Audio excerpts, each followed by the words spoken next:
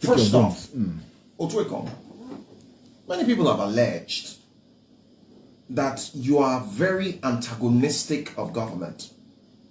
You are too critical of government, both the state and the national.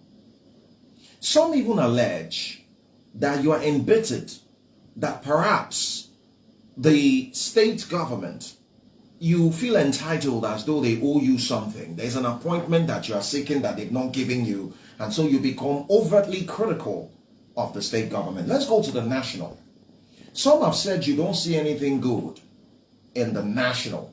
Whether it's Buhari's administration to the Tinubu-led administration, you just don't see anything good. Are you a cynic, Otwekong? Do you have a grouse with the entity called federal government and by extension Nigeria and again to Akwa Ibom State?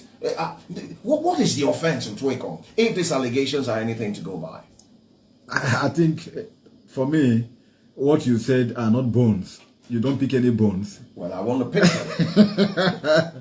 them. Well, first off, you should know what the role of the civil society is all about.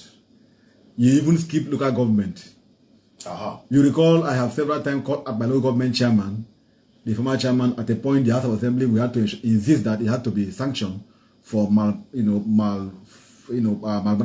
mismanagement of funds and other issues, sundry issues in local government council.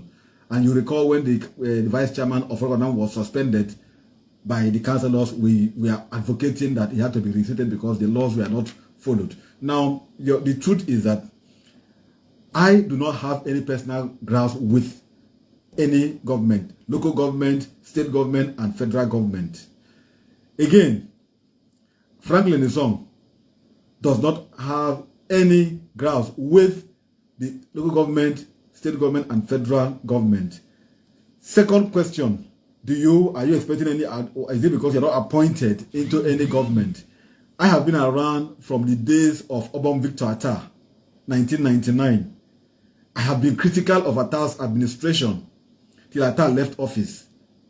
I have been critical of the government of Senator Godswill Akpabio till the last day he left office. I have been critical of the government of Udo Emmanuel till the last day he left office. I am critical of the current government and expecting that he will also provide good governance.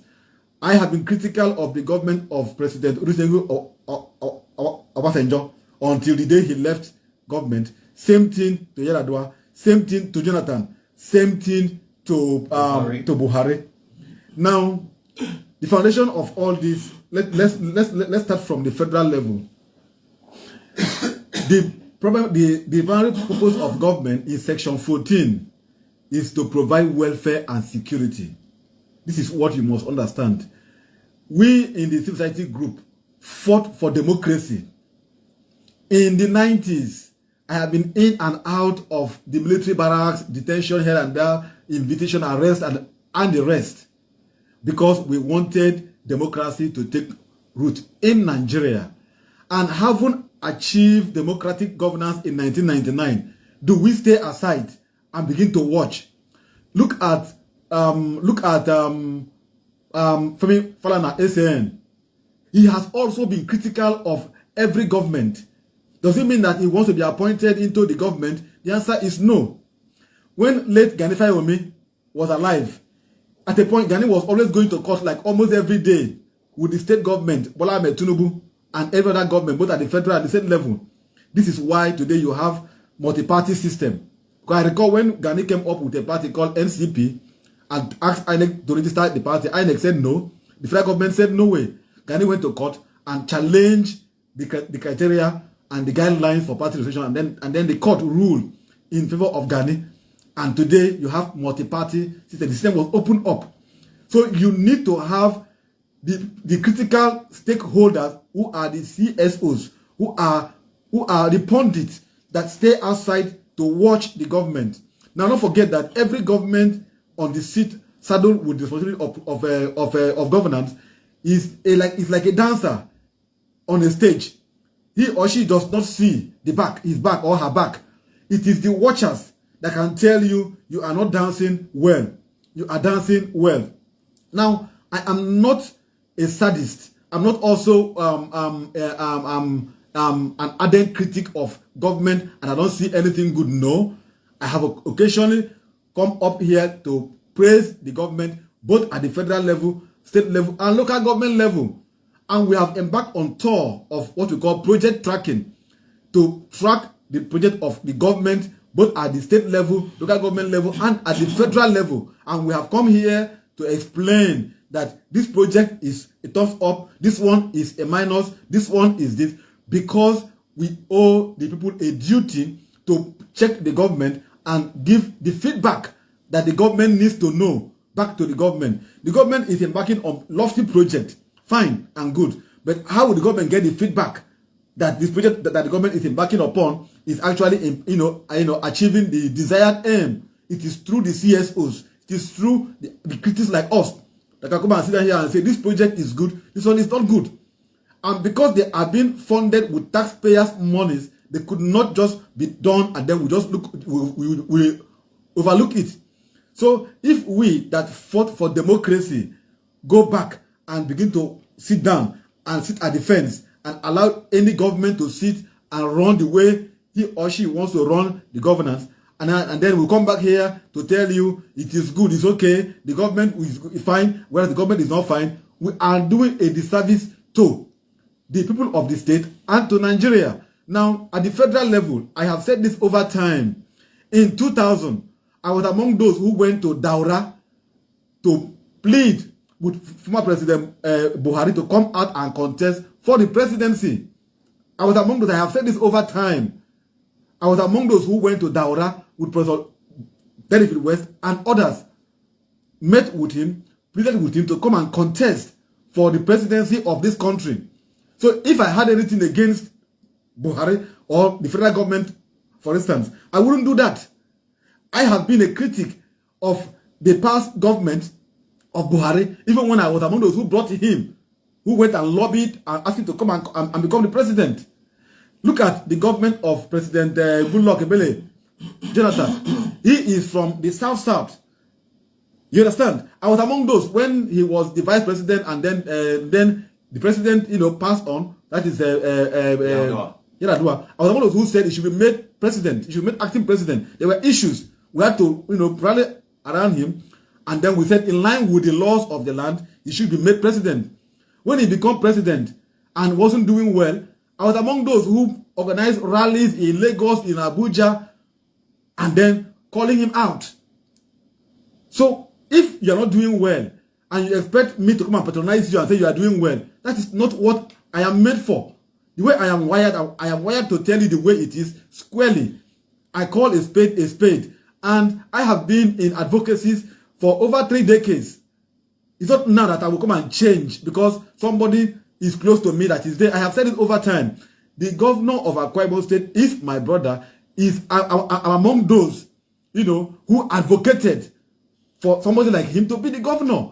I was among those. I know the role I played, using several fronts, even coming here on air to speak, to add my voice to his governance, to him being, the governor. Does it now mean that as he's a governor, whatever he's doing that is wrong, I will come and endorse it? The answer is no. Because I want him to succeed. I will always tell him, this is what you should do that is going to help your government. What do I want? I want him to succeed. That is just the truth about it. I do not have any bone to pick with anybody. I don't have any fight with anybody. We say it the way it is because it is our duty as the CSOs to always hold the government accountable to the people of the country and of the state. If I may interject, Otuekon, this is your state. You're from Akwa Ibom State. And when you become overtly critical of government, it can be concluded that you have a grouse with the government, and that even when the government does something good, you, because of your critical nature, we want to just pick the holes rather than applaud government where government is doing something. So Otuekong, I want to ask you, this is also another fundamental question as to activism. Who is bankrolling you for this criticism? This was the question that was asked, Fanny. Yes, Fanny Kawade. and the man picked offense. Yes. I hope you will not pick offense and then begin to say you want to call my principal. Because the question is, people have concluded that when civil activists become overtly critical, they are playing the script of someone who's perhaps the puppeteer pulling the strings. Okay, you see, the question is being asked over time, and the answer is not far-fetched. I have a desire to ensure that we have good governance. And if today, let's assume that I am being bankrolled by the opposition party against the government, right? Now, when I speak against the federal government that is not in the same party with the state government, who is now bankrolling that one? Assuming, because we have, now let's look at it, we have two parties. One at the federal, which is the APC, and then the state, you have the PDP. Assuming when we speak against the PDP state government, it's assumed that we are bankrolled by the APC federal government. Now, when we now speak against the APC federal government, who will now bankroll us? Will it be the PDP government that in the state that we have criticized over time, coming to bankroll us to now criticize the federal government? So people will always say this. But the truth remains that we are committed. Okay, who is bankrolling Femi Falana? That is the point. You have your resources. I am a farmer.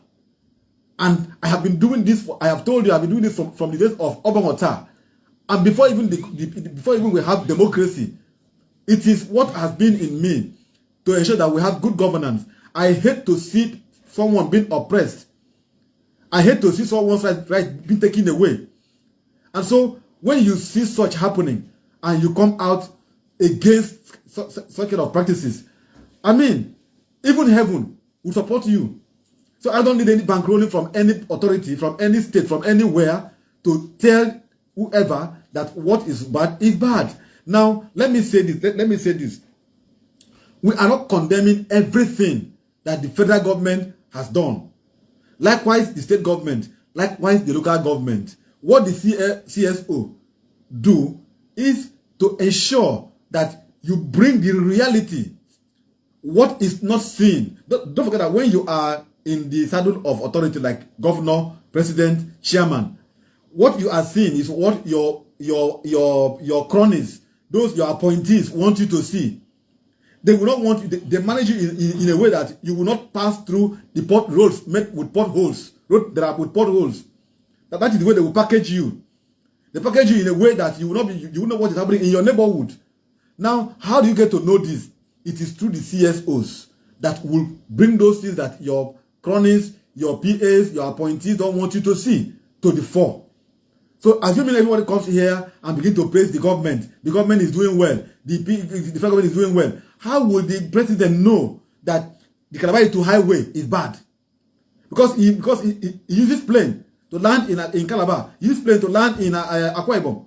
And how will you know that we have a bad road network between River State and Akwa Ibom? How will you know? He uses plane to land in Port Harcourt. So we are the ones that will not tell Mr. President, with due respect, the Calabar to highway is bad. The Port Harcourt Akwa Ibom road is bad. The Yomoya Aba road is bad. That is why we are here. Now, you go and commission a project, and after you leave, you see potholes. Who would tell the president or the governor that road that was commissioned had potholes? It is our duty to say it. I remember in the days of a governor, let me not call his name, in River State, went and built a gas turbine in Omok. And then that turbine was powered with generator somewhere in the forest. And then the president then was misled rather, to go and commission that particular turbine project in Omok. And then when he went to commission the project, when he turned on the power, they on the generator in the forest to power the gas turbine, and that was going on. But as God will have it, someone triggered off that generator, and the thing just went off. But the president, after turning on the gas turbine, left. It was we, the CSO, that brought out the real story, that what was commissioned was just a mere carcass, wasn't yet completed, was powered with a generator somewhere in the bush. And then the president now knew it and then questioned the governor and in fact put the governor on a watch list of the EFCC. And the governor was proved. Even the Speaker of the Assembly was also proved, because we brought that in to the fore. So how do you fight corruption when the CSOs don't assist, don't come out to speak out and say this is what is done? And okay, look, take for instance, the president, out of his large-heartedness, in December, asked that palliative items worth 100 million naira be given to each federal house members to go and share to their constituents, while the senators should get 200 million naira worth of palliative items to be shared to their constituents. How many have been shared in Akwa Ibom? How many? It is when we came out to shout and begin to track the rights that you now begin to see some of them coming out to accept that they have even received it. If we don't speak, who would then speak? How would those in the villages, how would those in the rural areas, how would the palm tappers, the market women, the fishermen, how would they even have good health facilities, good primary schools, and what they entitled to, which is power supply and security? Look at what is happening today in Abuja. If it is not the CSOs with the help of the social media, how would the president have known that something happened? Because the president had to attend an inauguration of the governor of Imo State instead of going to console with the people of Plateau for the killing. So you have all these issues coming up because the president perhaps didn't know about it. So the way they will manage you when you are in government is so that you will be blinded from seeing what is the ills in the society. So it is the duty of the civil society groups to bring this up through the media, that this is what the president, the governor, the chairman should do in order to add value to humanity and to add value to governance in the country, in the state, and at the local government level. Let me ask another question. There are also concerns that it is not all fights that the civil society picks. For example, here in the Akwa Ibom State, we've had issues with the retirees and next of kins and teachers who have also been talking about certain entitlements. Here in Akwa Ibom State, we have also issues of the kidnapped sons and daughters of Akwa Ibom who were on their way to serve, and they were kidnapped somewhere in Zamfara State. There are other issues, and many Akwa Ibomites would have expected that the CSOs, the civil society, since they pride themselves as people who have a critical role to play in nation building, will be speaking very loud on these issues. But the CSOs seem to be very selective of the issues that they speak about. Does that not give vent to the argument of complicity, especially with brown envelopes? You see, even you can bear witness that I have severally, my group, Center for Human Rights, have severally organized press conferences. We have spoken on this matter, on the issue of the kidnap of the Akwa Ibom corps members that went to Sokoto and were kidnapped on their way in Zamfara. We have spoken about it severally. We have engaged the assembly members during public hearing of bills. We bring that up severally. We have engaged authorities. I have even sat on your studio here and called out people that I think should be involved. The governor, governor's wife, Senate president, and I've called out these persons because they are holding powers or authority that they can also add their voice to the advocacy. You understand? We have done this severally. Last time we engaged the Center for Human Rights, engaged the Ministry of Internal Security and Waterways. We brought up the issue. We've made several advocacies. We've written to NYSC. We've written to several authorities. And what else you want us to do? We are adding our voices to these issues. Now, on the issue of the pension for the next of kins of retired primary school teachers and other issue of gratuity, Ike, you're the one saying this. This particular issue had dominated our discussion throughout last year. Severally, we had to call out the head of service. He came and started here to be explaining how they are doing it. We have severally, we and the NLC have severally, NLC at the point, we had to have a joint meeting with the NLC, and they now the government now had to put up a committee to evaluate and verify those who are the actual people. So we have been saying all this is at the point when some of the next of kids were arrested at the government house gate when they were protesting, it was us that fought and stood with them at the court to get them out. So what else? Except you're not following our advocacies, then you would think that we are picky of what we do. No. As far as that has to do with human life, human rights, and liberty, and it has to do with the issue of welfare and security, I take side with these issues. I join once any person, whether you are my father, my brother, whoever, once you are against, you do something against the rule of law, against what the law says, I am with the law. I stand with the law against you. Because the truth is that we are operating a government governed by constitution, governed by the rule of law. And what does the constitution say? In section 14, it is the primary function of a government to provide welfare and security. The issue of gratuity is welfare. And these are people who have put in all they have in serving government. And you have governors who have pensions for serving 8 years. And you have governors who have, after being governor, they become minister, they are getting pension from the state, they are getting money from being a minister, and they become senator, and then they are just there. And somebody who have served in for 35 years, and yet his pension and gratuity cannot be paid. That is why we are commending the current governor of the state, who has rolled out billions to ensure that the gratuity are paid. So, Ike, when you say the issues we are taking on are picky, mention one of such issues. We are always here, except you deny us the platform to speak. Then you will not hear us. That's the truth about it. I go from Mondays to Saturday. I don't rest. I don't have my own life. I get programs scheduled on different television programs, different radio station programs. Thank God we have about 12 stations in the state. So if you don't hear me on Passion, you will hear me on elsewhere. I go around. My men are always around. If you tune in, you will hear us here, you will hear us there. Except you are not listening to radio, then you will not hear us. And except you don't watch TV, then you won't hear us. But how do I make you to hear us? It is through programs like this. So that is the point. The media has a key role to play in giving good governance. And that is why the media is here. What we are speaking here today, somebody in Abuja will hear us. Somebody in Sokoto will hear us. Thank God again for the social media platform, because this thing is streamed live. And so when I tell you that we have been around since 90s, talking about good governance, talking about democracy, it's not because we hate somebody's face. No, we don't.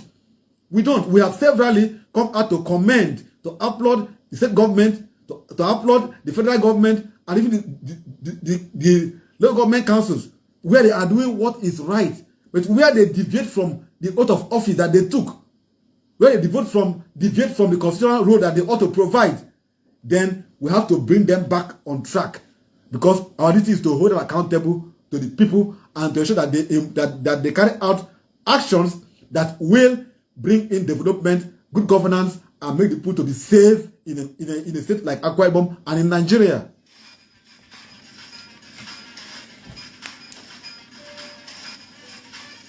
Quick announcement, passengers on board flight 945 is exactly 9:31, and you're still following the conversation right here on board flight 945. We're still cruising at a steady altitude of 94.5, and of course guaranteed to drop you land safely in Cote d'Ivoire. I'm even scared to say the word, because the team are not exactly fed well, and so and they become unruly because of their last loss. But we're talking about the role of the civil society in nation building. It's become very imperative that we talk about it so that people understand what exactly the civil society stands for. Otuekong, let me come back to you.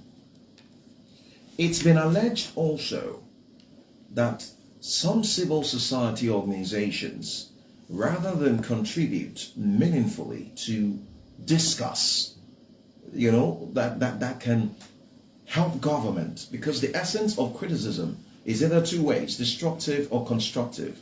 You are either helping the government by pointing out the issues, or you are critiquing the government on issues that can, bring about dereputation, so to speak. You are maligning the government. So it's also been alleged that members of the civil society are compromised. And so you have them, some of them blowing the trumpet of some agents of government, or perhaps some government, when it is a known and public knowledge that some of those government are not exactly doing well, and you have some who are also compromised to critique an administration that is making an effort and doing its best. Otwekong, I'd like for you to respond to this allegation as a member of the civil society. Well, you have used the word some, so I cannot speak for them.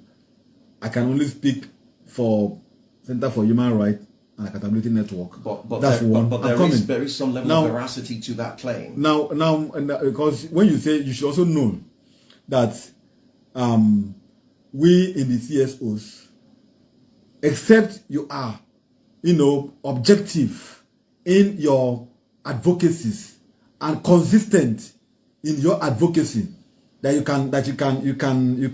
can maintain your consistency. That is the right word.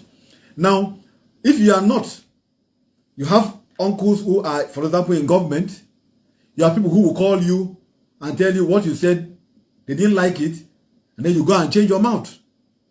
I know people who call me almost on a daily basis on several issues I have picked. And I keep on maintaining my stand, and I'm consistent that this is what I think should be.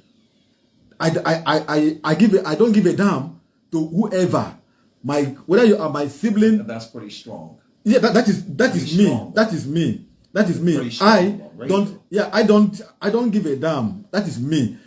I don't give a damn. Whoever, in as much as you are doing what is unconstitutional, I will tell you that what you are doing is unconstitutional. Now, don't forget that I am also a journalist. I do my investigation before I come out to speak. I must also do my own findings. I have my own facts. So I don't just speak from the blues, from the sky. And so when you hear us in Crown speaking out, our lawyers are always critical. They look at the issues before we come out to speak on them. And then we also have our fact backing up what we are saying. So how many of the issues we have picked on to make advocacies that have been faulted? How many of them? None. I've not seen any. I haven't seen any because we are always objective. The highest thing anybody will say is that, why are you coming to say it already? Why not send it to the person concerned privately? That's all what they want to say, because they hate to be told the truth. And when you are speaking truth to power, it becomes an issue with the person who is at the aim of affairs, because they see you as one who should be coming behind to say. And most times when you go behind to say, they wouldn't even respond to those issues. That is it. Are you invariably saying that some of those issues that the civil societies come out to highlight in the media, that you probably write letters like Obasanjo does? You write letters, you try to get the attention of agents of government to address these issues? That is the reason why we go on advocacy visits. I just told you we had advocacy visits with the Ministry of Internal Security and Waterways. Part of the issue we raised was this issue of the kidnapping of the children of our children that went to serve in Sokoto State. We have met with the House of Assembly during public hearing, and we have put up these issues.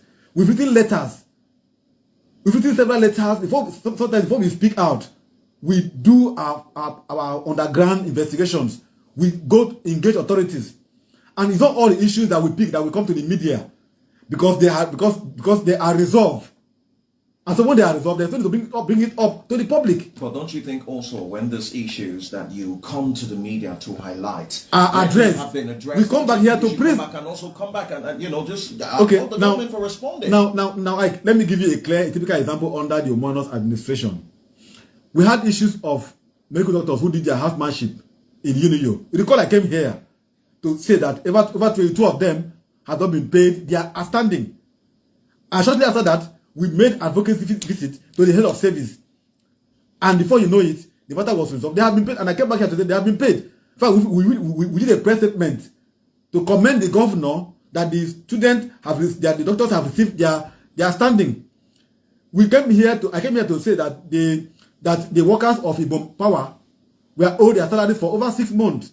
The governor went to Ibom Power Company and spoke with the workers and came out and asked that the Ibom Power Company be audited and then their salaries be paid.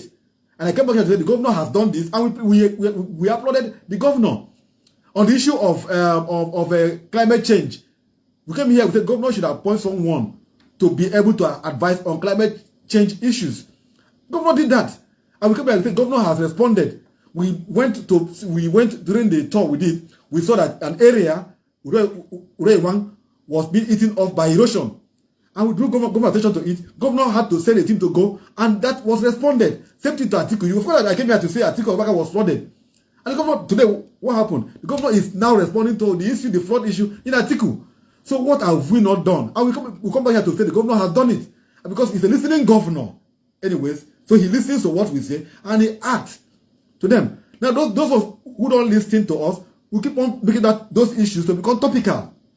That is where it's as if we are overeating one issue over and over and over. It's because they are not responded to. Now, the ones that we go under, that we feel shouldn't be made public, we write to the authorities concerned, and they responded, and the matter is treated at that level, and we just let it go at that level. But when we now make these entreaties, and we try and make attempt to resolve those issues, and they are not resolved, then we have no option than to use our media partners to blow up these issues. Perhaps that will make the government or whoever is in charge to respond to it. That is why the media is a critical partner, has a critical role to play in democracy. I shed tears that in this era of democracy, the police in Abia State could invade a station in the state to arrest a guest on the air who was speaking on a live program just like this. By now, we would have been hearing head rolling in the police force in Abia State Command. But I've not heard any. It's a sad one that a guest could be on a program of this nature on air, was speaking in Abia State station, and then, before you know it, policemen invaded the station, destroyed so many items, arrested the guest from a live program. Are we back to democracy? Are we back to military era? That is why I'm saying we need to begin to face these issues the way it is. If anyone has committed any crime, you know what the law says. Invite him to appear before the police for investigations. Where he fails, you now go and arrest him with a arrest warrant. Not going to invade a session to get the person out of the live program. I mean, what are we saying? So the CSOs, the media, have a critical role to play in giving the check and balance that we need in a democratic system like governance, like ours. The governor is doing well. The president is doing well. We have called subsidy a scam. I told you here that I was one of those who went to Abuja and Lagos calling for subsidy a scam. The president was in Nedeko. You know how he fought. He was in trenches. So him being an activist, today being in government, he knows what it is. And when he was a governor of Lagos, he created 44 area councils, 44 local government councils in Lagos. And those councils were not funded by the president. He fought it up to the Supreme Court. And today he is there. He has been a woman who is consistent, speaking against the party in power. But today he is now there. Look at, for instance, have you not seen Nedeko coming out to speak against his government? Even when he is a member of Nedeko, he founded Nedeko, he was actively involved in Nedeko. Nedeko is calling him out in the areas where he's not doing well. So because you are in the CSO or because you are in the media, doesn't mean that doesn't immune you from being called out when things are not done rightly. He has done well in the issue of subsidy removal. But the question is that how much have we achieved? How much have we been able to save? And what has this fund been used for? He has done well in giving palliatives, doling out so many palliatives. But how impactful are these palliatives? He is trying in the area of fight against corruption. But more heads should roll in the issue of better edu. We've heard that name being called high and mighty. They should also follow suit. It shouldn't be selective, prosecution of those that you feel can easily be done with. That is where we say rule of law is supreme. We are operating a democracy rooted on the rule of law. And I have said over time that we are programmed, our democracy is programmed to fail because it is rooted in a faulty document called Constitution that gave over 68 items to the federal government to operate upon. When you give only 18 of it in the concurrent, and this 18 of it are such that the governors can't even operate. You call the governor the chief security officer of a state. Does he have the powers to secure his people? The answer is no. Because who controls the police? Who controls the DSS and other security agencies? That's why you now see the governors resorting to creating security outfits like the Bomb Community Watch, like the Amoteku and the Ubegu and the rest. It's because we need to put it in the law that we have state police that can be funded by the state government. Crime is becoming, a daily, routine, a daily, a daily basis. Look at Abuja today. Look at Plateau. Look at Benue. Who knows which state is next? So we need to address this issue squarely. And I'm happy that we have a president who listens. And when we speak like this, he goes back and asks his aides and act on them. Same thing to the governor of the state. I have told you that the governor listens to us. And if we don't speak, how then will he be able to correct those things that his aide don't want him to know? That is why we should be applauded instead of being crucified for coming to speak out and call out the authorities to arrest things and give us good governance that we actually desired as the people of the country. Otwekong, in the course of this conversation, by the way, for the passengers on board, I have said, regrettably, because I know this would have been an opportunity to ask Otwekong Franklin, his son, who's a member of the civil society, because this conversation is about the role of the civil society in nation building, and they have a critical role to play. Regrettably, we'll not be able to take calls, but before the end of today, that will be rectified due to some technical issues involving the lines, which we are following due process and to observe the days. And by the end of today, God willing, it should be sorted out. But you can push in your contributions immediately. As we proceed, I'll acknowledge them and I'll read them. These are the numbers, just one number for you to send text or WhatsApp to 0906 000 9455. For text and WhatsApp, 0906 000 9455. And we're talking about the role of the civil society in nation building. It is critical that we understand what exactly the civil society stands for. Which brings me to my next question before we go for a commercial interlude on board the flight. Is the civil society a pressure group, a part of government, an antagonistic setting, or a critical or pivotal part of nation building? Of all these options given, which is the civil society? And I'll need an explanation for whichever option you pick. I want to first of all regret the fact that the calls will not be coming through. It is a denial of the right of the listeners. They also have the freedom of expression to air their mind the way they also see the CSOs. I think whatever it is, it should be rectified, because I also want to get a feedback from our listeners if what I am saying on air is contrary to what they feel or what they know. Because they should also say it. So whatever it is, it should be rectified so that they can also. Otherwise, this program should be repeated next week. Let the callers, let the listeners who listen to us today call in and express the way they have perceived the CSOs in Akwa Ibom and in Nigeria and what they think should be done. Because we also need to also learn from the listeners who are also watching us. They should also tell us what they think should be done and should be added to make sure that we achieve. Because all we want is result. Now back to your question. The CSOs are pressure group. Simply put, take for instance, the NBC has been sanctioning media houses, doling out fines and the rest. You saw what the CSOs did. They went to court, challenged the NBC, and the court voided the powers of the NBC. You have other paramilitary agencies, like the road safety, for instance, like VIOs. That they have been voided by the law, because somebody in CSO was going to go to and challenge their actions that we consider are ultra virus the law. That is what the CSO is all about. Look at what Seraph is doing today. Seraph is always going to court to challenge any infraction against the Constitution. But they've had and they have won several, and they have lost several. More losses than good, winnings. But even when they have lost, but the point has been made that somebody somewhere, a group somewhere, is watching. So that they have lost doesn't deter them from going ahead. You understand? Ganifa Omi had lost several cases, and won several cases that has helped today in deepening our democracy. Most cases today, they will quote Ganifa Omi versus federal government.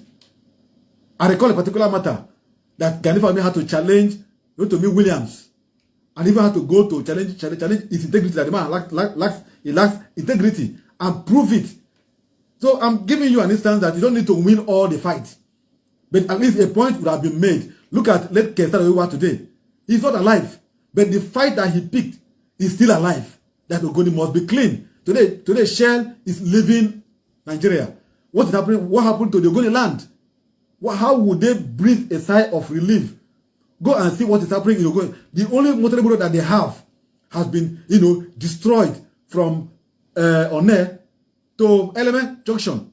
But I'm happy that this government is fixing it. Because I was in Port Harcourt last weekend, and they are working in earnest. Because every time I go, I come back and I speak on it. The president, like I said, is a listening president. Now, the CSOs are pressure group that come out to tell the government what the government has not done right and what the government should do in the interest of the state. We are not running a parallel government.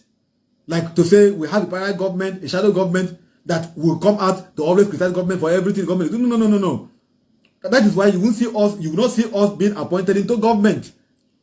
So that you won't say because we are not appointed or because we are appointed. I have challenged anyone to mention that I have been appointed from 1999 till date. If I have ever been in any government, I haven't.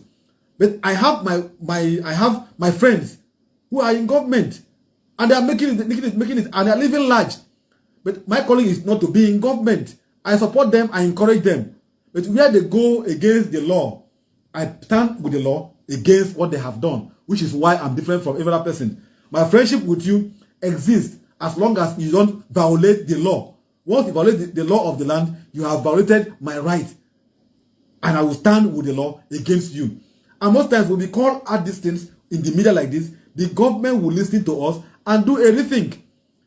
Several issues. I can't. Which one will I not say? Ike. Let me give you an instance.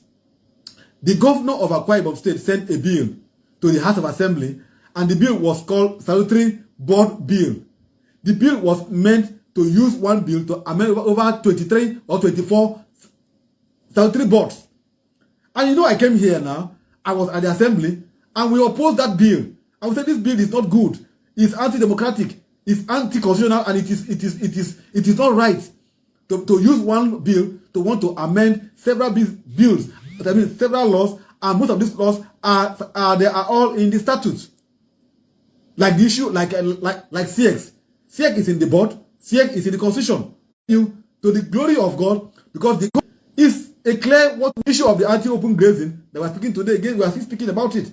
We are calling at the government now that it has been signed into law. Then the government implements it to help the farmers to be able to cultivate farmland and do other things. So for I'll crave your indulgence. Let's just quickly observe some commercials. We'll acknowledge them, and we'll continue with the conversation on the last. Stay tuned.